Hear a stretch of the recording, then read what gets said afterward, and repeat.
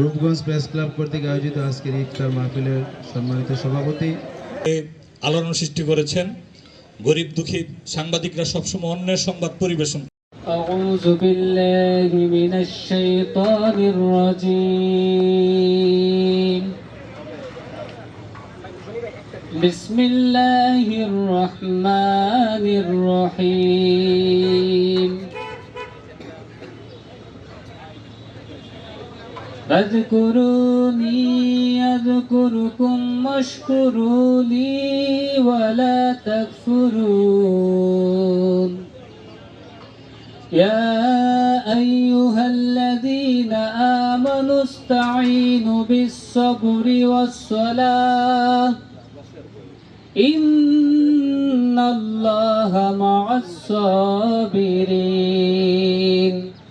তারা যদি স্বতঃস্ফূর্তভাবে কলমের মাধ্যমে সবার সম্মানিত সভাপতি এবং মুস্তাফিজুর রহমান দিবু ভাই বলছে রূপগঞ্জকে স্বপ্নের রূপগঞ্জ। আমাদের রূপগঞ্জের সাংবাদিকদেরকে ছায়া দিয়ে রেখেছেন। মামলা হয়েছে সেই সংখ্যা বলি, তবে ইফতারে আজান দেবে তারপরে 2-4 জনের নাম বলি। রাসেল মাহমুদ, ইমদাদুল হক দুলা, কোন ক্রমেই যেন সেই সকল যেখানে খারাপ আছে সে খারাপটা তুলবেন। চাঁদা, সন্ত্রাস, মাদক এইগুলি বস্তুনিষ্ঠভাবে তুলে ধরলে এবং সেটা لنا وترحمنا لنكونن من الخاسرين رب ارحمهما كما ربياني صغيرا وقل رب ارحمهما كما ربياني صغيرا يا رب العالمين। আজকে রব্বুল আলামিন রূপগঞ্জ প্রেস কারো পিতা মাতা, দাদা দাদি, নানা নানি, আত্মীয় স্বজন, পাড়া প্রতিবেশী যারা কবরবাসী হয়েছে তাদের কবরটাকে জান্নাতের টুকরায় পরিণত করে দাও রব্বুল আলামিন। আমরা যেন সঠিকভাবে রব্বুল আলামিন সঠিক ঘটনা উদ্ঘাটন করতে পারি সেই তৌফিক দান করে দাও। ইয়া রব্বিল ইজ্জাতি আম্মা ইয়াসিফুন, আসসালামুন আলাল মুরসালিন।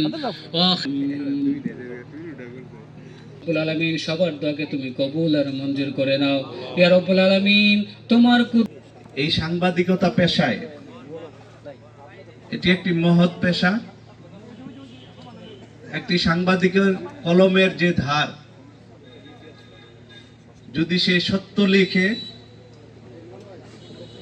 এর চেয়ে বড় শক্তি আমার মনে হয় কোনো ক্ষেপণাস্ত্রতেও নাই।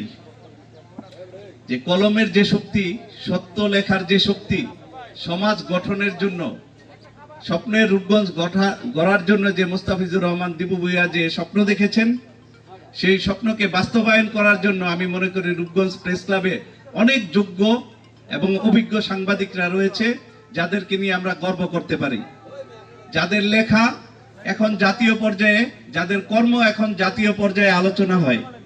আমি রূপগঞ্জ প্রেস ক্লাবের প্রতিটি সাংবাদিক এবং প্রতিটি সদস্যকে নিয়ে আমি গর্ববোধ করি। রূপগঞ্জ প্রেস ক্লাব, এটা রূপগঞ্জ প্রেস ক্লাব। এখানে আসলে একটা সময় ছিল যে নিউজ সেন্সর হতো, যে এই নিউজটা যাবে না, এই নিউজটা যাবে।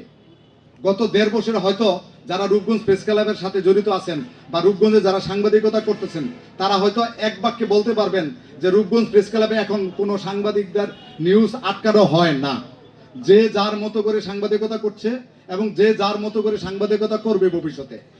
যে আমি যদি আজকে মারা যাই, তো রূপগঞ্জ প্রেস ক্লাবের সদস্যরা আমার খাট ধরবে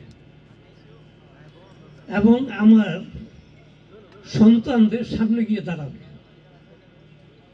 কাজে আমি রূপগঞ্জ প্রেস ক্লাবের আহ্বানে সাড়া না দিয়ে পারলাম না, আমি এখানেই চলে আসলাম।